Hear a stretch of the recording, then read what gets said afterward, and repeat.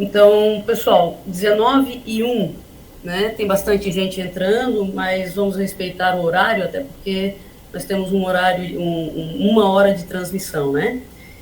Então, boa noite a todos. Eu sou Cíntia Veiga, coordenadora regional da Apicultura e Meliponicultura da EPAGRE, aqui da Grande Florianópolis, tá? Estamos iniciando hoje a quarta oficina, que faz parte da programação da quarta-feira virtual do Mel de Santa Catarina. Tá? Peço a todos para que deixem as câmeras e áudio desligado, podem utilizar o chat para as manifestações, e ao final faremos o direcionamento de todas as perguntas para o palestrante. Tá? E desde já agradeço a presença de todos, tá? E principalmente do nosso palestrante que está aqui hoje, né? Hoje teremos o José Augusto Gasparotto Satter, doutor e mestre em ciência dos alimentos pela Universidade de São Paulo, USP. Vamos iniciar hoje às 19h02. Professor, eu te chamo de professor porque eu estou tão acostumada, mas eu agradeço a sua presença aqui e passo a palavra. Porém, antes eu gostaria só de ressaltar o site da Feira do Mel e mostrar que lá tem vários MEIs, né, de vários formatos, né, mel multifloral, mel de eucalipto e uva Japão, mel da Melata Praguatinga. Então, se ainda não acessaram, é importante que acessem, tá? O link feira virtual, só um pouquinho aqui, ó. O link é meldesantacatarina.faasc.com.br, tá? Desde já agradeço a todos e falo que esse é um evento pela FAASC, em parceria com a EPAGRE, SIDASC, SEBRAE, SENAR e CCA-UFSC. Tá? E está sendo apoiado pela Secretaria de Agricultura e da Implavel. Professor, a palavra é sua. Muito obrigado. Boa noite a todos presentes, né? Gostaria de inicialmente agradecer o convite, né, do CELA, né, da FASC, né, e também a Júlia representando a FASC e a Cíntia, então, pela EPAGRE, né. Estou muito contente de poder participar hoje desse bate-papo, essa conversa, né, sobre as propriedades do mel e do própolis, né. Tá tudo certo o áudio, aqui a apresentação todos conseguem ver, então vou dar início, né. Ok, né, beleza. Bom, eu deixei aqui meu contato do Instagram e no final vou passar meu e-mail, né? A intenção é eu falar em torno de 35 minutos e a gente deixar um tempo, então, para depois perguntas e algum comentário aí que os participantes queiram fazer a respeito dos temas que vão ser abordados hoje, tá? E aí, eu começo a apresentação, então, por que foi escolhido o mel e própolis, né? A gente sabe que tem vários produtos a comer, né? O mel, própolis, gelé real, apitoxina, né? A gente tem também a própria própolis, né? E também temos a cera, que não é considerado um produto comestível, né? Mas que entra dentro do leque dos produtos da colmeia.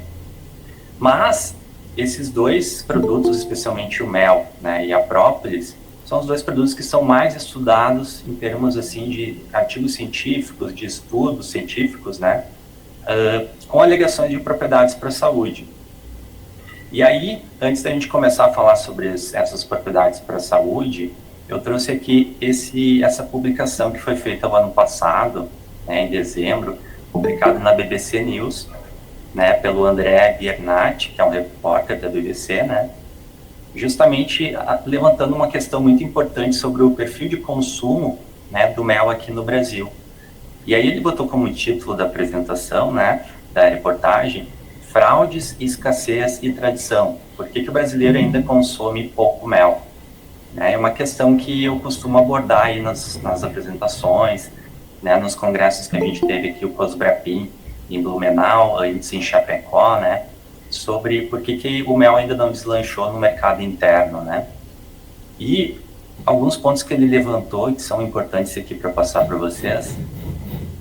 Primeiro, essa informação que mostra do consumo do mel em vários países. Então, o consumo aqui no Brasil, ele gira em torno de 40 a 50 gramas por ano, né? Então, é bem baixo, por pessoa, no caso, né? Então, entre 40 a 50 gramas por ano por pessoa aqui no Brasil. Na Argentina, esse consumo chega a 250 gramas. Estados Unidos e Alemanha gira em torno, né, de 800, 1 quilograma. E vai lá na Suíça, a gente tem 1,5 kg de mel por pessoa por ano. Né? Então, um consumo muito maior quando comparado, né, à produção brasileira. E quando a gente pensa em termos de produção, o Brasil é um dos países que mais produz mel no mundo, né? Então, ele fica em torno ali de 6º, 7º, 8º lugar, né, variando conforme o período, né? Ou seja, basicamente a produção brasileira, em torno de 84% do mel produzido no Brasil, ele acaba sendo, né, exportado, né, ou vendido para fora. Né? Isso porque o consumo interno ainda não deslanchou, ainda não aumentou, né? A população ainda não reconhece o mel como um produto, né, premium, né? E aí algumas alegações do repórter, né, da reportagem, né, e que eu concordo, né, quando a gente vai fazer uma análise mais profunda. A primeira questão é que os brasileiros, eles preferem adoçar e utilizar o açúcar refinado, né, o açúcar da cana. Então, isso veio já desde os séculos passados, né, com a implementação da cana-de-açúcar aqui no Brasil, né, se tornou muito fácil a questão do refino, né, e o brasileiro acabou se acostumando com o paladar, né, do açúcar refinado para vários tipos de preparações, coisa que não acontece na Europa, por exemplo, onde eles ainda mantêm a tradição de utilização do mel para adoçar, né, preparações, receitas e consumo direto, né. A outra questão importante aqui no Brasil é que o mel ainda é visto como um remédio para gripe. Então é muito comum a gente ter relatos assim de consumidores que acabam falando, quando você está resfriado, está com uma gripe, né, faz um chá com mel ou consome uma colher de mel por dia. Então é visto como um remédio para fins medicinais, no caso, né, e não como um alimento que tem, né, muitas propriedades diferentes. A outra questão importante é que tem baixa divulgação, né, para o público brasileiro, especialmente sobre os tipos e as características dos méis que a gente tem no Brasil.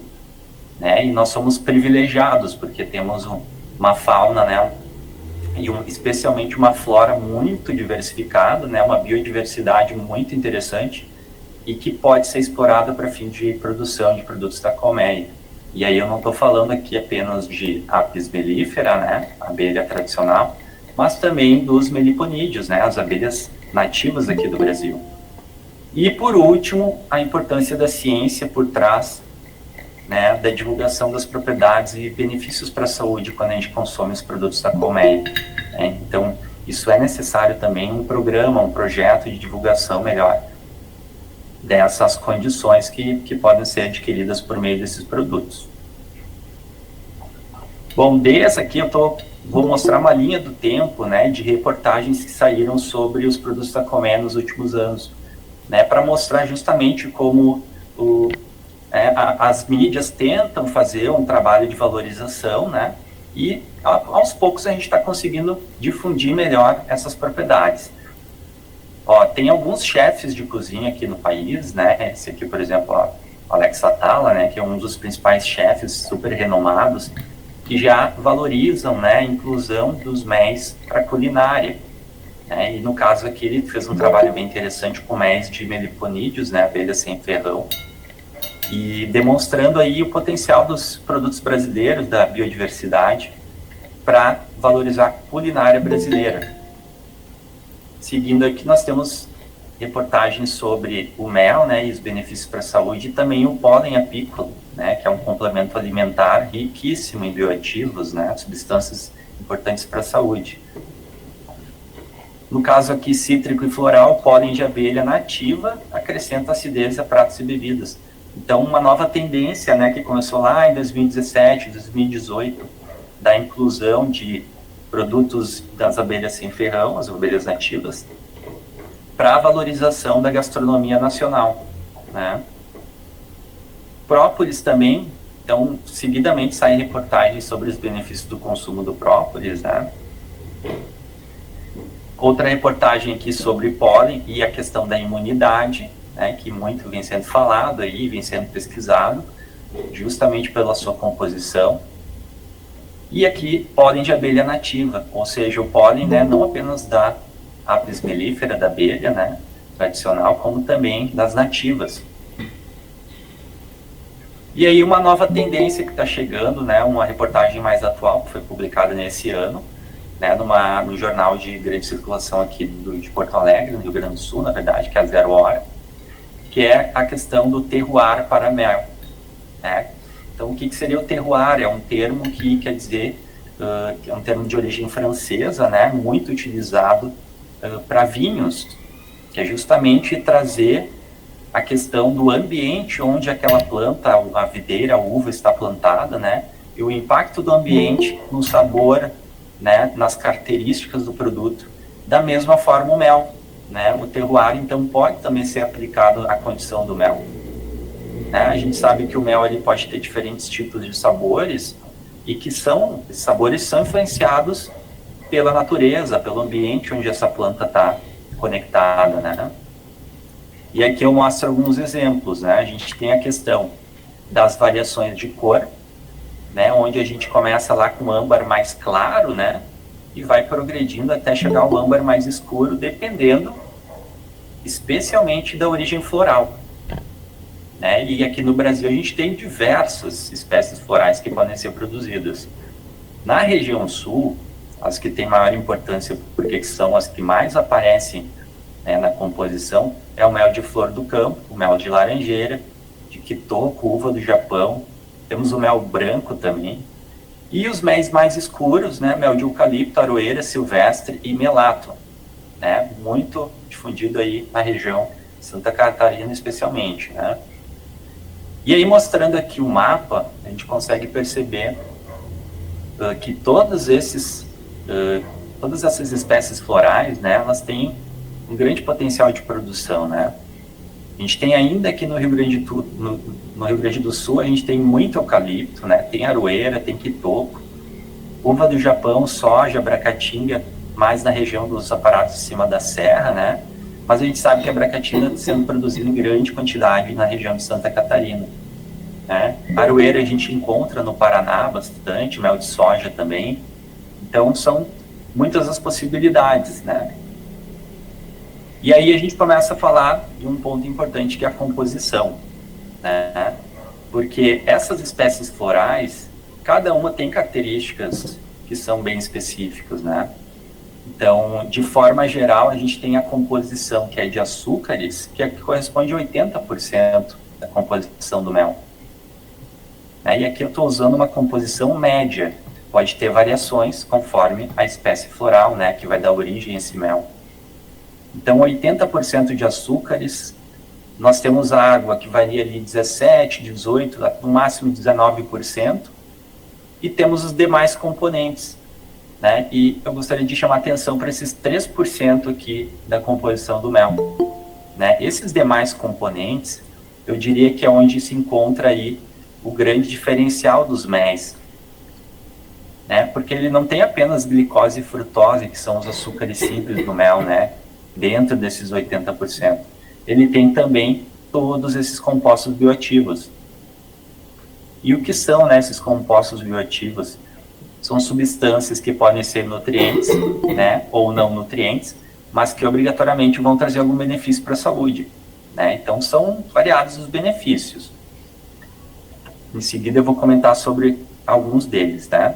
Mas aqui, entre os bioativos que a gente encontra na composição do mel, a gente tem os ácidos orgânicos, temos enzimas, aminoácidos, algumas vitaminas e minerais, né, muito relacionadas também com a questão da coloração junto com os pigmentos, né, grãos de pólen e compostos fenólicos, né.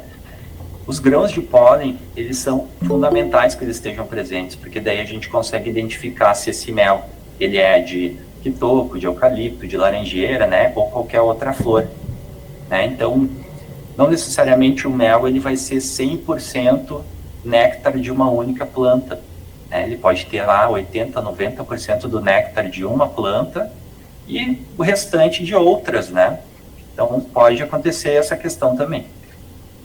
E os compostos fenólicos são substâncias que vêm sendo muito exploradas agora na ciência, porque eles estão comprovando, né, que podem trazer diversos tipos de benefícios para a saúde. Então, hoje em dia, se a gente fosse destacar um dos bioativos mais importantes na ciência, são os compostos fenólicos, né, de origem alimentar. E aí, desses compostos bioativos que eu acabei citando, entre eles vitaminas, ácidos fenólicos, flavonoides, né, a gente tem aí a comprovação de que eles podem trazer alguns benefícios bem interessantes. Por exemplo, capacidade antioxidante, né, que a gente refere muito à capacidade anti-envelhecimento, antimutagênica, né, então o controle de mutação de células, né, fazendo com que as células elas acabem, né, executando suas atividades de maneira correta, né, antitumoral, evitando o aparecimento de células cancerígenas, antimicrobiana, que é um dos potenciais enormes dos MEIs, né, então a capacidade de conter a proliferação de bactérias, antiviral, né, que é quando a gente tem ali a propriedade de inibir a proliferação de vírus, né, e os efeitos de uma contaminação de um vírus no corpo, né. A questão antiparasitária, que é interessante também, evitando a proliferação de parasitas. E, por último, a anti-inflamatória, que é uma das alegações desses produtos, desses bioativos, que é a mais importante, né? O controle da inflamação, né? Evitando o aparecimento de doenças mais complexas. E todas essas propriedades, né? Que são encontradas, né? Por meio da utilização desses compostos bioativos, a gente pode encontrar, então, nos MEIs.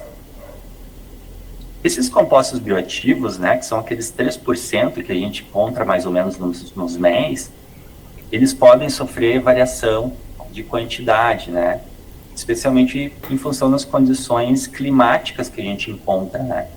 Então, se o néctar é retirado da planta, né, essa planta ela vai sofrer com o clima, com o vento, né, com excesso de água no solo, ou o oposto, né, que é épocas de seca. Tudo isso pode trazer alguma variação na composição de bioativos, mas, de maneira geral, a gente vai encontrar esses bioativos aí nos MEIs. E aí, voltando agora, né, um pouquinho sobre a propriedade para a saúde dos produtos da colmeia, né, a gente teve esse estudo aqui bem recente, que é de janeiro do ano passado, né, que foi publicado numa revista super boa e muito boa de nutrição, né, Frontiers in Nutrition, e aí eles fizeram um apanhado geral sobre os efeitos, né, do consumo desses produtos para a saúde. Fizeram uma quantificação, né, do que a gente tem de estudos de própolis em laranja, geleia real aqui em azul e do mel em roxo, né, e qual o tipo de propriedade que foi encontrado aí para diferentes doenças. Por exemplo, diabetes, né, que é uma condição clínica que acomete uma grande parcela da população brasileira e mundial, né, câncer, que também é uma doença que vem sendo, né, um grande problema em função da grande incidência na população, e questões de cunho odontológico, né, ou periodental, ou seja, contaminações por cáries, né, inflamações de gengiva, a saúde bucal de modo geral, né. E, por fim, a utilização desses produtos para feridas, né, que é uma das utilizações mais antigas que a gente tem nos produtos da colmeia, né, a cicatrização da pele e de feridas. E aí a gente encontra alguns estudos que são considerados bem importantes aqui nesse cenário. No entanto, eu gostaria de destacar que a quantidade desses estudos ainda é baixa, né? Porque aqui foram contabilizados estudos que são relevantes, ou seja, estudos de grande impacto, estudos que são importantes assim para, né, o conhecimento público, né? Então ainda a gente tem pouco investimento na produção aí de estudos clínicos com humanos para identificar as propriedades desses produtos da colmeia. E hoje eu vou mostrar alguns, os mais interessantes, o que a gente tem assim de mais importante atualmente. Bom, e aí eu começo mostrando algumas das propriedades dos produtos da colmeia, tá? A gente tem aqui o pólen apícola sendo utilizado para melhora da resposta imunológica, né? Então, a resposta imunológica ela é fundamental para a resolução dos problemas que a gente vai encontrar, né, de doenças, de contaminações, né, de toxinfecções e as doenças clássicas como diabetes, hipertensão, câncer também, né? A gente tem também a utilização do pólen apícola como anti-inflamatório. A geleia real aqui embaixo, na regulação do sistema antioxidante, tá? Então tem um papel bem interessante para questão do rejuvenescimento, para impedir a oxidação e envelhecimento celular, né? E ainda a gente tem o mel sendo muito estudado na questão de regulação da glicemia, na melhora da função renal, né, dos nossos rins, e também hepática, no caso fígado, né? Então, estudos que vêm demonstrando alguns benefícios nesse cenário aqui. E, por fim, a melhora do perfil lipídico, né? Mais o caso aqui da própolis, ou seja, a utilização da própolis para melhorar a questão de triglicerídeos, de colesterol, né? O colesterol LDL, que é o colesterol que a gente tem que baixar no sangue, né? E o colesterol HDL, que é interessante que ele esteja um pouco mais aumentado, né? Então, todo esse é o cenário geral. Mas agora vamos falar um pouquinho sobre os estudos clínicos, né? Só do mel. Então, eu selecionei 3 grandes estudos que foram feitos com humanos, né? E nos últimos anos, né? Então, estudos mais recentes, que trouxeram um resultado bem interessante. Então, assim, são estudos de alto impacto, ou seja, são estudos que seguiram diversos protocolos, né, que levam em conta as melhores práticas científicas, né? Então, são estudos que a gente pode dizer que são, que trazem algum tipo de evidência científica para esse cenário da apicultura, né, do consumo dos produtos da colmeia. Bom, antes de falar dos estudos, né, é importante a gente destacar que uma colher de sopa vai, né, ter um peso assim aproximado de 15 gramas de mel, né? Uma colher de chá em torno de 3 gramas de mel. E o consumo recomendado, segundo a Anvisa, né, que são poucos assim as entidades que recomendam uma dose exata, né, porque isso é muito difícil alegar assim, ó, tem que consumir 10, 15, 20 ou 30. A Anvisa, ela tem um consumo recomendado de aproximadamente 20 gramas. Então, seria ali uma colher e meia, né, de mel por dia. E o primeiro estudo que eu trago foi publicado aqui nessa revista, que é a Nutrition Research, que é uma revista muito boa, de alto impacto na área de alimentação e nutrição, onde eles foram investigar, né, os pesquisadores, se o consumo de mel teria algum impacto nos lipídios sanguíneos, né, tanto em homens e mulheres. Então, foi uma comparação entre o consumo de mel e o açúcar refinado, né? E se a gente for analisar, é um dos maiores tendências que a gente tem, né, no consumo brasileiro, assim, é sempre optar para o consumo de refinado, do açúcar refinado, em detrimento do mel.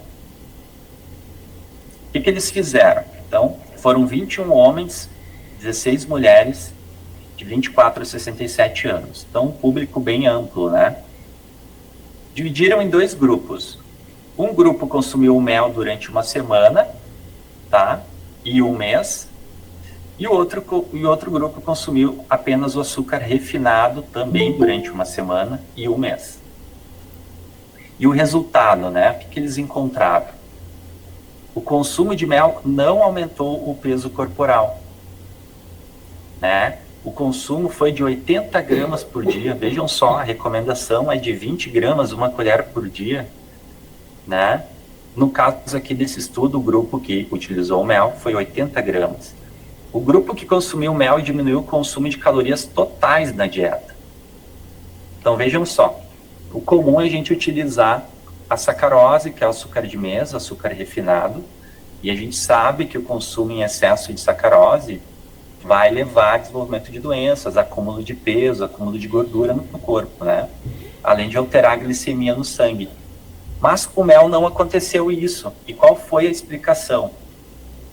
É justamente porque o mel, diferentemente do açúcar refinado, ele pode ativar um hormônio chamado hormônio grelina, que é um hormônio presente aqui no nosso estômago. No momento que o mel chega no estômago, ele libera esse hormônio, e esse hormônio grelina ele vai sinalizar para o nosso cérebro que nós estamos saciados, estamos satisfeitos de doces. Então, essa é a diferença, né? Você consumir uma colher de mel, ele já traz a sensação de, né, de plenitude, de satisfação, né? Ou seja, você já teve aquele prazer que o doce pode te trazer. Enquanto que o açúcar refinado não tem essa propriedade. E você vai consumindo cada vez mais, né? Então, foi interessante porque isso mostrou que utilizar mel, mesmo sendo um alimento calórico, não necessariamente vai aumentar o seu peso ou vai, né, promover aumento da glicemia, né, considerável no sangue. O próximo estudo com mel foi para investigação dos lipídios no sangue, né? Então é muito comum a gente fazer os exames.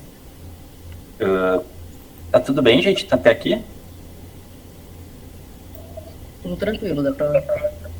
Tranquilo? Tá. O próximo estudo foi a investigação de mel e o impacto nos lipídios sanguíneos, né? Não é uma condição muito comum que a gente tem na população brasileira, né? Mais de 50% da população já está com sobrepeso ou com obesidade, né? Então, isso acaba alterando o nosso metabolismo de gorduras e a gente acaba aumentando o colesterol, aumentando LDL no sangue, né? Os triglicerídeos, especialmente. Então, eles quiseram investigar se tem diferença do consumo de mel e açúcar refinado nesses lipídios. Também foi publicado numa revista muito importante de nutrição clínica, que é a ASPEN, né? Que é a Associação Europeia de Nutrição Clínica. Então, foi um trabalho muito importante. Bom, como foi feito o estudo? Foram 60 homens de 18 a 30 anos e receberam 70 gramas de mel no grupo 1 e no grupo 2 açúcar durante 6 semanas. Qual foi o resultado, né? O grupo que consumiu o mel, ele diminuiu o colesterol total, diminuiu os triglicerídeos e o colesterol LDL, que é considerado um colesterol, né, que traz prejuízo para o nosso corpo quando em excesso, né? E ainda um resultado bem interessante, ele que aumentou o colesterol HDL, né, que é o colesterol que a gente precisa estar aumentado no sangue, porque ele que recolhe o colesterol para ser metabolizado no fígado. Então, foi um resultado bem interessante, né, um resultado que trouxe aí um dos primeiros dados, né, da importância, né, de consumir um produto alimentício com bioativos, né, que pode ser o mel. E aí, o terceiro estudo, que foi bem relevante, publicado também na ASPEN, na Nutrition, Clinical Nutrition, né? Esse foi em 2018. Foi uma receita clássica que eles quiseram investigar, né? Do leite com mel, né? Sendo utilizado em pacientes hospitalizados por doenças cardíacas, né? Também uma condição muito comum no Brasil, né? Uma da causa de maior incidência aí de óbitos, né? Que são os problemas do coração. E eles foram investigar, então, a utilização do leite na qualidade do sono desses pacientes hospitalizados. Então, é comum a gente ter, né, culturalmente, aquela questão dos nossos avós, especialmente, de utilizar, né, o leite quente com mel antes de dormir, né? E aí eles fizeram essa investigação que deu um resultado bem interessante. Então, foram aplicados, né, essa receita da vovó em 63 adultos, hospitalizados para tratamento de cardiopatias, né? Então, são doenças relacionadas ao coração.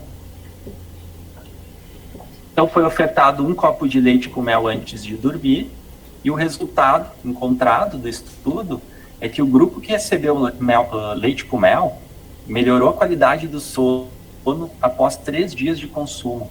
né? Então, eles investigaram vários parâmetros de sono e perceberam que esses pacientes, eles dormiam melhor. E a gente sabe da importância, né, do ciclo circadiano, que é o ciclo que regula o sono, né? E quando a gente tem um bom sono, a gente acaba recuperando diversas propriedades e vias metabólicas no nosso corpo, né? Então, a gente consegue se recuperar mais rapidamente de doenças, né? Então, foi mais um resultado aí interessante a respeito do consumo de mel. Bom, agora eu vou falar um pouquinho sobre os estudos com própolis.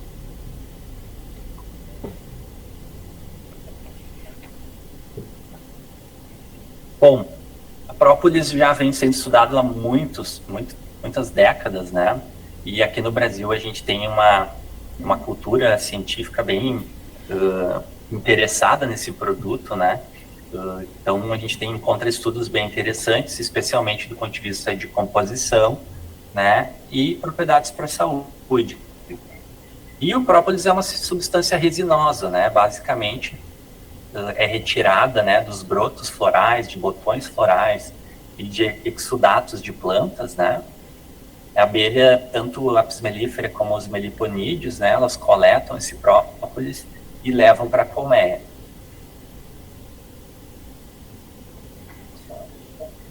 A composição química da própolis, entre o pólen apícola e o mel, está muito relacionado com a flora de cada região, né? Então, onde o apiário está localizado e onde essas abelhas vão coletar esse néctar, ou no caso aqui, a própolis, né, a resina. O que se tem, assim, de dados iniciais, e que são interessantes, é que as abelhas apis mellifera têm uma tendência de coletar de uma mesma espécie essa resina, né? Enquanto os meliponídeos não necessariamente. Então, eles coletam de diversas plantas, né, multiflorais. E aqui eu mostro um mapa, né, sobre um levantamento que eu fiz sobre quais são as principais espécies botânicas que são produzidas a própolis aqui na América Latina, né? E aí a gente começa lá em cima, por exemplo, em Cuba, a gente tem especialmente a Clusa rosea, né? Que é uma planta típica da ilha, né? Então, a ilha de Cuba, a gente tem própolis geralmente produzida a partir dessa planta. Na Venezuela, a gente já tem 3 tipos, né, de Clusia major, Clusa minor e a Clusia scrobiculata, né? Então, são 3 tipos de plantas onde a abelha coleta resina na Venezuela. Aqui no Brasil, a gente tem basicamente 3 tipos, né, principais, que é a própolis marrom, a própolis vermelha e a própolis verde. A própolis vermelha, especialmente aqui no Nordeste, Sergipe e Alagoas, né, onde ela tem maior produção, a partir da planta da Albertia e Castophilum, né? E aí a gente tem a própolis verde na região sul, centro-oeste, produzida a partir do alecrim do campo, que é a Baccharis dracuncufolia, né? E a gente encontra também o alecrim do campo, aqui especialmente, né, em Santa Catarina, Paraná, né, mas em menor quantidade. No Rio Grande do Sul, a gente tem muita produção de própolis, de araucária e especialmente de eucalipto. E Argentina e Uruguai, né, produção aí, a principal espécie botânica onde é coletado, então, a própolis, é Populus nigra, né, então, basicamente da planta de álamos. E ainda a gente tem algumas espécies produzidas que eu encontrei, né, na Ucrânia e Rússia, o principal própolis é produzido a partir da Bétula verrucosa. Na Albânia, Populus canadensis, e a Populus nigras também na Ásia, Europa e Oceania, assim como, né, Uruguai e Argentina. Então, o que a gente tem aí relatado na literatura científica são basicamente essas espécies aí com maior produção de própolis. Aqui algumas fotos, né, a própolis marrom é que tem maior produção no Brasil, né, quando comparado com própolis verde do alecrim e a vermelha, né, da alberge. No entanto, né, a gente não pode dizer que uma é melhor que a outra. Elas têm propriedades diferentes e têm componentes específicos que tem numa, mas não tem na outra. De maneira geral, todas as espécies de própolis brasileiras, tem uma grande quantidade de compostos fenólicos, esses compostos que trazem essas propriedades bioativas para o própolis. No caso da marrom, o ponto positivo, apesar de ser super difundida, muito produzida, né, a que mais é produzida no país, ela geralmente tem uma composição muito diversificada. E isso é um ponto positivo, se a gente for pensar que a abelha acaba coletando essa resina de várias plantas diferentes. Você está incorporando diferentes tipos de bioativos, né, para o própolis. E aí a gente vai acabar, o apicultor coleta e a indústria faz, então, o extrato, né. A verde já é conhecida há mais tempo, né, tem um componente fenólico bem interessante, que é a terpilin C, né, que é uma característica que é basicamente originada pela planta, né, que é o alecrim do campo, né, que é uma característica bem interessante. E ainda na vermelha, a gente encontra dois tipos de fenólicos bem interessantes, que é a mirecetina e também a quercetina, né, que são dois flavonoides que são muito importantes do ponto de vista de saúde. Apesar da marrom ser mais barata, não quer dizer que ela é pior, que ela tem menos efeito na saúde. Lembrando que ela tem um perfil mais diversificado, e isso é um ponto positivo, porque ela pode trazer diversos tipos de propriedades ao mesmo tempo. Mas a vermelha e a verde também têm essas características interessantes. Se a gente for pensar em termos de composição química, o própolis ele tem mais de 300 substâncias identificadas, né? Mas não necessariamente todas elas vão trazer benefício para a saúde. Então, por exemplo, as resinas e bálsamos, a gente acaba não aproveitando do ponto de vista biológico, né? Na questão do consumo humano. Elas são muito importantes para a colmeia, né?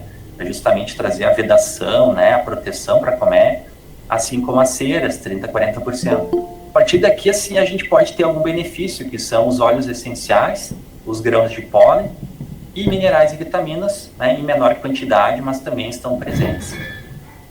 Mas o grande ponto que eu havia comentado é que todas as própolis produzidas no mundo, especialmente as brasileiras, produzem uma grande quantidade de compostos fenólicos, né, de ácidos fenólicos e flavonoides.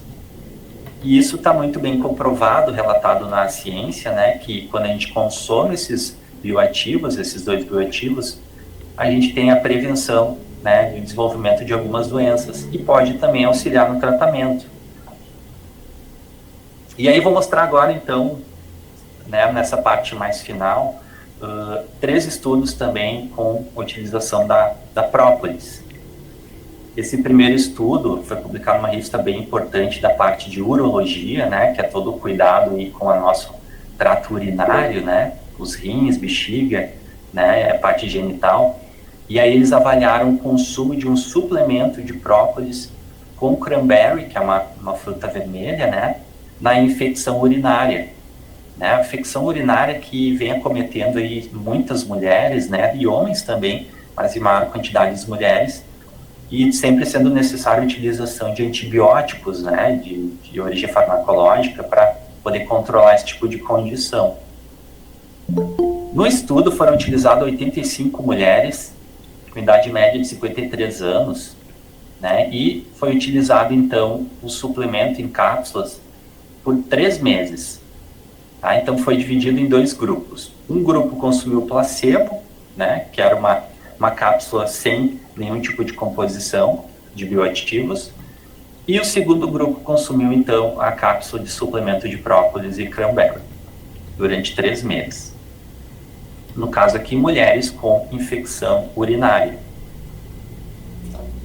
E o resultado foi o seguinte: o grupo que consumiu o suplemento teve menor quantidade de infecções, cistites, que são as inflamações originadas pela infecção, né, pela bactéria, e também menor tempo de recuperação, né, ou seja, essas mulheres acabaram tendo aí uma melhora significativa na condição de saúde em função aí da infecção urinária, né, então um resultado bem interessante. O segundo estudo é sobre uma condição que vem acometendo aí uma grande parcela da população mundial, né, que é o declínio cognitivo, né, com o avanço da idade.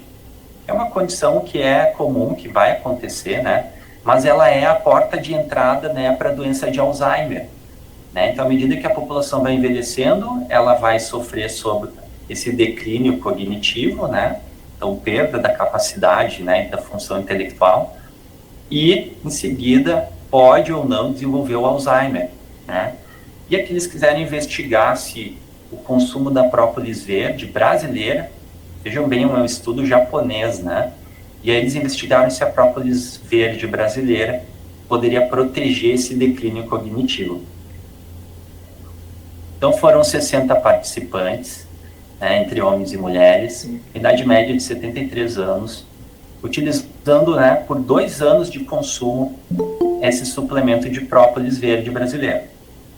Então, o primeiro grupo, 30 pacientes placebo, né, utilizando uma cápsula fictícia, né, que não tinham bioativos, e 30 pacientes utilizando suplemento de própolis, 6 cápsulas por dia, totalizando 5 gramas de própolis por dia.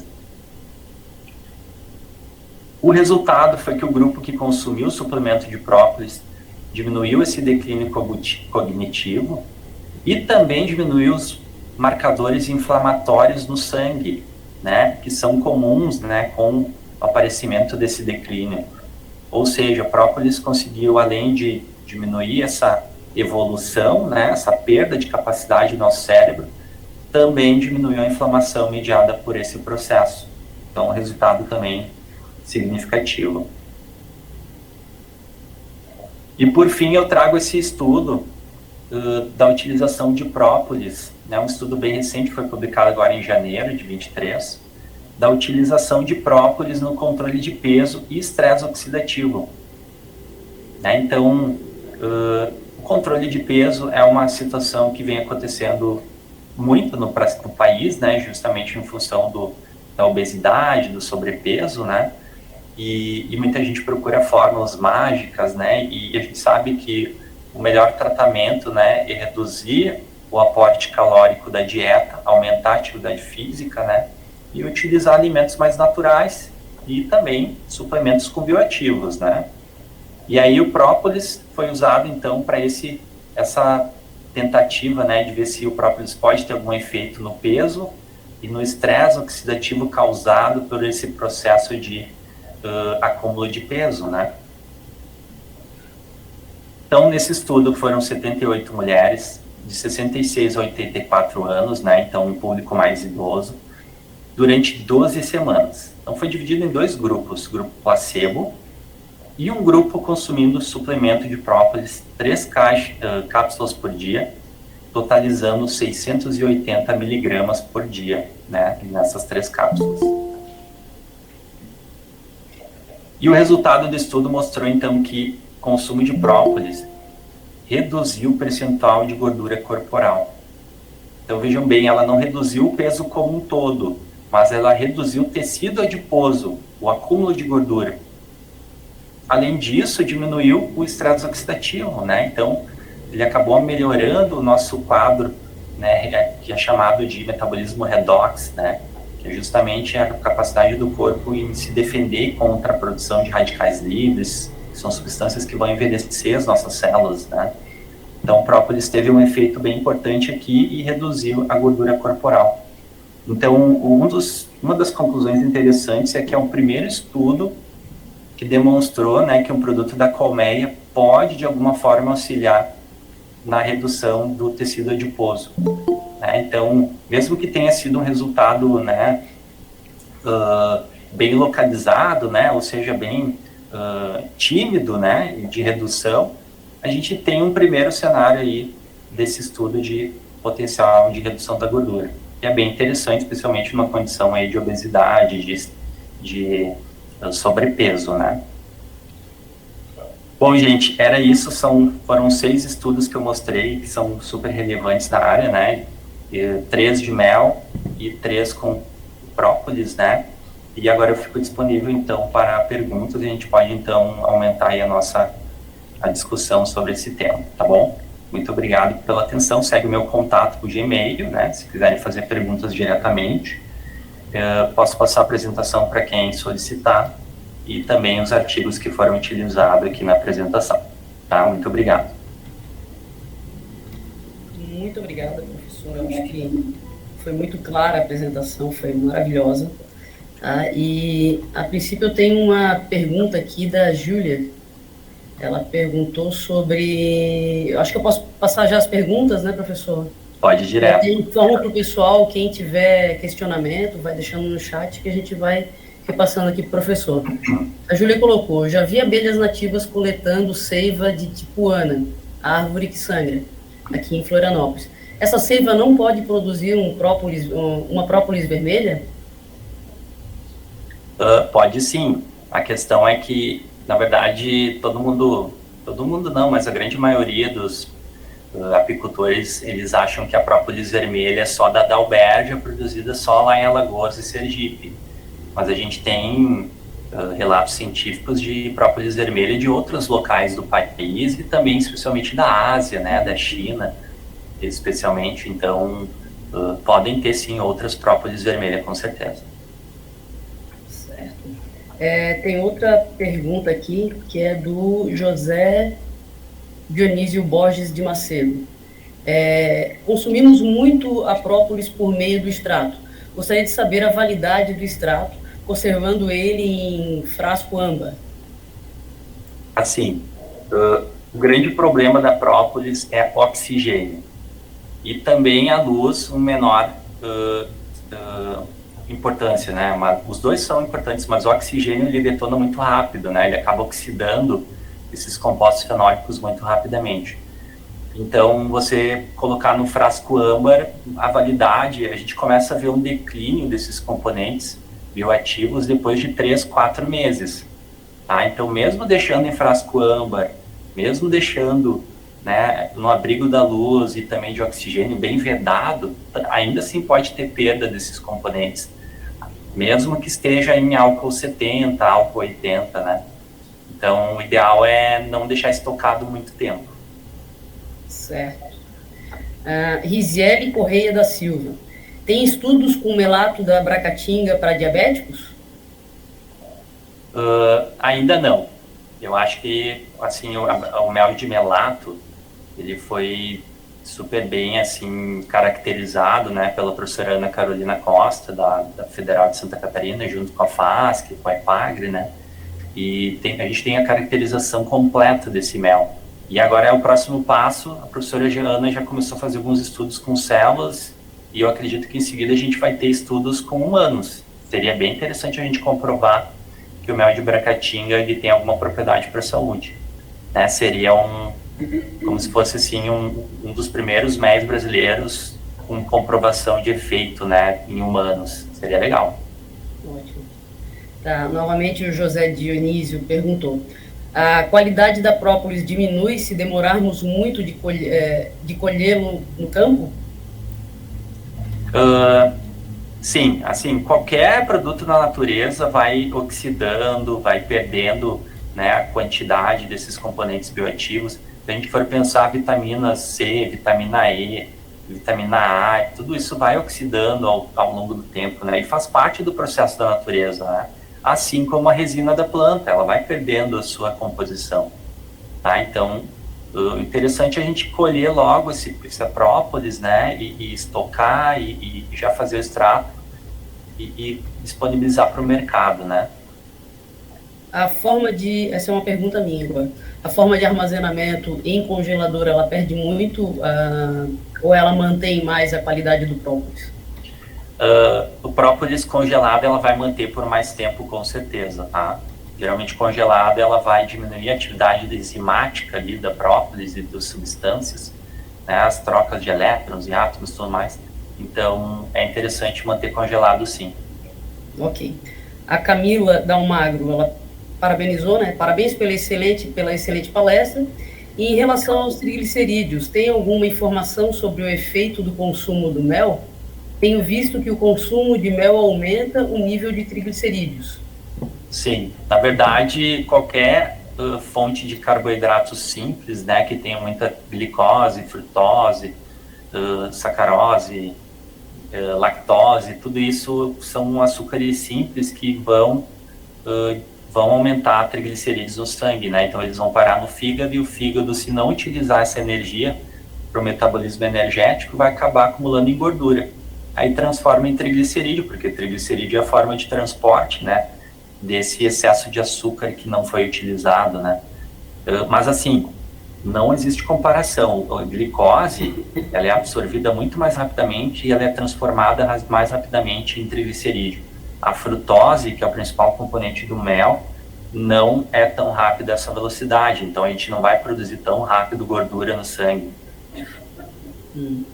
A Tânia Eliane da Silva, ela me interessei muito por esse artigo. Você vai passar ele para nós? Tem algum livro referente à própolis a própolis se usa para memória e para perda de peso? Para perda de peso é que nem eu mostrei, né? Tem um primeiro artigo que está abrindo um caminho assim para a gente começar a explorar essa parte, né, de controle de acúmulo de gordura no corpo. E na questão da memória, né, e também toda a função cerebral, a gente tem alguns estudos com própolis tentando comprovar efeito ali contra Alzheimer, né, e contra até mesmo depressão, tá? Tem um estudo que surgiu recentemente, mas eu acho que a gente tem que esperar mais um pouco ainda para falar nesse tema.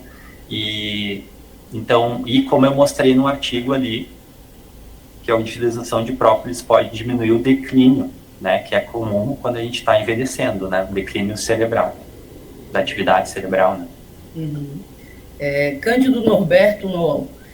Boa noite. Outra planta que produz o própolis vermelho seria o rabo de bugio, planta que se encontra em região de Maine.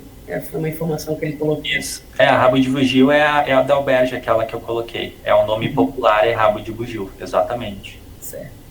A Márcia colocou, o própolis de abelha sem ferrão normalmente tem muita terra, dá para usar assim mesmo?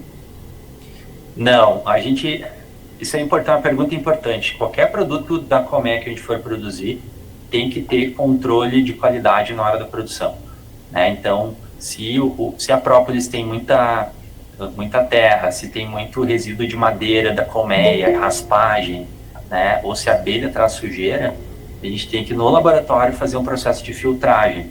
Tá? Então, todo o extrato de própolis tem que ser filtrado para a gente conseguir produzir aí com máxima pureza, né? A não ser que tu vai produzir uma própolis de janela, né, onde você bota na colmeia ali a própolis de janela, e também mesmo assim tem que controlar a incidência de fumaça, né? Então, assim, tem que ter um controle de qualidade para esse produto, senão vai contaminar o consumidor. O José Luiz, existe alteração na concentração de componentes da própolis quando estão em cápsula? Seria menos eficiente? Assim, a indústria tenta sempre colocar ali a suspensão com produtos que vão conservar, né? Só que como o própolis ela é mais natural, o extrato, né, é hidroalcoólico, é só com água, ou é só com propileno glicol, ou coloca com etanol 70, álcool de cereais, né? Então, a tendência é que vai ter um certo grau de conservação. Depois de um tempo vai oxidar de alguma forma, tá? Mas assim, é tranquilo, a própolis ela fica boa aí 6 meses, 1 ano, tranquilamente aí, sem perder propriedade. O Dieder, Luiz Prestini. A filtragem do mel nos filtros existentes e entrepostos retira propriedades importantes do mel? Ou seja, somente decantar mantém mais nutrientes no mel? O que vai alterar o sabor do mel e também ali os compostos aromáticos que tem, né, é muito a questão da pasteurização, né? Então, a gente tem o mel cru ou o mel que é pasteurizado, né? Então, a pasteurização, de alguma forma, pode alterar o sabor do mel, tá? E a outra coisa é a descristalização, que é quando a gente vai fazer o derretimento do mel que está na bombona. Tem que cuidar muito a temperatura, porque isso detona o mel, né? A gente vai produzir HMF, vai produzir compostos, né, de caramelização ali que não são interessantes, porque alteram o sabor. Ou seja, o mel cru, ele tem um aroma mais interessante, mas é mel cru, então a gente não tem um controle microbiológico, então tem que ter todo um cuidado na hora da produção, né? Então tem essas duas questões aí. Certo. Sítio e Meliponário Minotti e Calegari. Boa noite. Existe algum estudo sobre as propriedades de própolis de abelha sem ferrão? Tem estudos muito bons. Tem um estudo conduzido pelo Gustavo na USP, no Instituto de Química, ele fez em 2012, e aí ele foi o primeiro estudo que investigou a propriedade antimicrobiana de méis de própolis de abelha sem ferrão e de méis também, com abelhas nativas brasileiras. Ele analisou em torno de 22 espécies, e ele conseguiu concluir que o mel e própolis de meliponídeos brasileiros, eles são tão antimicrobianos como o mel de manuka, né, produzido lá na Nova Zelândia, nos países da Oceania, né? Então, esses produtos das abelhas sem ferrão têm que ser muito avaliados ainda aqui no Brasil, porque eles têm propriedades muito boas, muito interessantes. O G. Menonci. Quanto tempo posso deixar o mel no descristalizador sem perder as propriedades? O mais importante, claro que o tempo é super importante, né? E a gente começa a ter um derretimento ali. Se tu deixa a resistência ali, o descristalizador a 40, 45 graus no máximo, vai demorar mais ou menos 20 horas, um dia, né? Um dia e meio para descristalizar. E tentar não deixar mais tempo que isso, sabe? Porque senão já vai ter ali pode ter uma perda. O mais importante, controlar a temperatura, porque às vezes o termostato desses descristalizadores ele não está bem regulado, né? Então é interessante controlar a temperatura, não ultrapassar ali 45 graus, por aí. Rosimari Barros, boa noite. Na hora de comprar a própolis, que critério deve se levar em consideração para ter o melhor possível? É difícil, se você for comprar in natura, né, direto com o produtor, é difícil, mas o que a gente consegue ver se tiver sujidades, né? Se tiver muito resto de abelha, muito resto de madeira, de raspagem, de planta em excesso, né? Então ali a gente já consegue ter um parâmetro, mas só tem como ver isso em laboratório. Em laboratório que a gente vai saber se tem qualidade ou não o produto, se ele está atendendo as especificações de controle de qualidade, né, do mapa. Certo. Anderson Jacobi, eu queria saber mais como é feito a própolis com água. O processo de extração com água é um processo que demora um pouco mais tempo, porque a água não é um solvente tão específico para os componentes de própolis, né? E acaba não puxando para a água muitos componentes, assim. Então, geralmente, a capacidade de bioativos é um pouco menor. Mas não tem álcool, então é interessante por vários pontos de vista, assim. E geralmente demora, assim, em torno de 48 horas, né, uma semana para você fazer a extração, depende daí também se está utilizando algum método de mixagem, né. Então aí teria que fazer um curso específico para isso, porque é bem detalhado o processo. Cândido Norberto, qual seria a temperatura e quantas vezes pode ser feito esse processo? E o uso na culinária, qual o cuidado? A temperatura, eu não entendi se é descristalização ou... Eu acredito que o uso da temperatura, acho que é para descristalizar ele, e sobre o uso na culinária, acho que ele tem o mesmo efeito, né? Usando o mel na culinária, qual é a perda dele, né? Isso. O mel na culinária, o interessante é utilizar só na finalização dos pratos, tá? Eu sei que quando maior for a temperatura no cozimento ali, junto com o mel, você vai estar acabando com os bioativos, né? Então, mais para finalização, para molhos, para saladas, para bebidas, com iogurte, né? Com alimentos mais crus, assim, de preparação. E na descristalização, tentar não ultrapassar 45 graus é o ideal. A Regina, como posso conseguir o estudo sobre o mel e própolis da abelha sem ferrão que você mencionou? Aí eu mando o link para você baixar ele direto na internet, tá? Eu deixo aqui com o pessoal da secretaria, tranquilamente. Se você quiser também manda para o meu e-mail, tá? Eu coloquei aqui no chat, ó, vou botar novamente.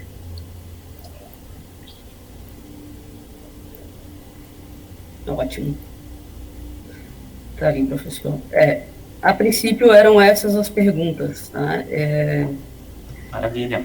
Existe uma manifestação aqui sobre mão, levantou a mão, mas a gente pede para que encaminhe aqui pelo chat, até porque se a gente abrir discussão e começar a abrir os microfones, eu acredito que vai ficar uma discussão mais calorosa, né? Então a gente vai se ater ao chat. E a princípio é 8h01, pontualidade britânica, né? Deve fazer a apresentação. Deu tudo certo. Estava com medo de estar correndo muito com a apresentação, mas eu consegui terminar, acho que dentro do tempo ali, né? 40 minutos. Foi excelente, não correu, eu acredito que foi bem clara, tá? Tanto que as perguntas foram bem consistentes, né? Que bom, tiveram muitas perguntas, ficou feliz. É isso aí. Professor, são 8 horas, eu acredito que era esse o tempo que nós tínhamos. Nós agradecemos a sua palestra, agradecemos a sua participação e a participação de todos, né? Será disponibilizada essa palestra, né? A Júlia está gravando aqui para nós. Ótimo. E o material que puderes deixar com o pessoal também será disponibilizado por e-mail, até direto no site da oficina. E todas as informações a gente repassa depois. Então, agradeço a todos, agradeço principalmente a disponibilidade sua de estar aqui, esse horário, nessa oficina, que para nós foi muito enriquecedor. Obrigado, eu agradeço o convite, estou sempre à disposição e vou mandar o material aí para vocês em seguida para compartilhar com o pessoal. Obrigado, gente, boa noite, hein? Boa noite. E para quem vai ficando, então a gente deixa o acesso para que todos acessem ali o site da Feira Virtual do Mel, que tem à disposição e venda de os MEIs aqui de Santa Catarina, todos eles com qualidade, né? Então, o site é meldesantacatarina.faasc.com.br. Boa noite. Boa noite.